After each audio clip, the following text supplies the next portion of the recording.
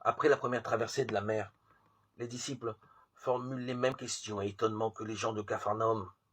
Ils craignent d'une grande crainte. Ils se disent l'un l'autre, qui donc est celui-là? Marc 4, 41. Quand Jésus vient de sa patrie, les mêmes interrogations reviennent. Ils disent, d'où à lui tout cela? Quelle sagesse elle lui est donnée? À lui et ces fameux miracles qui arrivent par ses mains. Marc 6, 2. Après la seconde traversée de la mer à l'extrême outre mesure en eux-mêmes, ils sont stupéfiés. Marc 6, 51.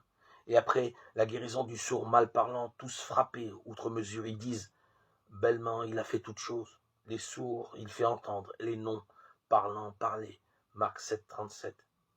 À mi-parcours, pourtant, cette dynamique semble arriver à son terme. Pierre, en effet, formule la foi dans un énoncé clair. Tu es le Christ. Marc 8, 29. Mais une nouvelle consigne de silence renvoie tout le monde à une expérience à faire. Il les rabroue, qu'à personne il ne parle de lui. Marc 8, 30. Pierre, Jacques et Jean gravissent alors la haute montagne en compagnie de Jésus. Mais devant ce qui arrive, ils étaient saisis de crainte. Marc 9, 6.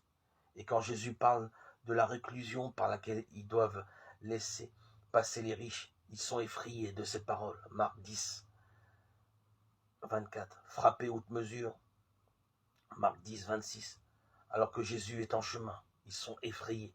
Et ceux qui suivent craignent. Marc 10, 32.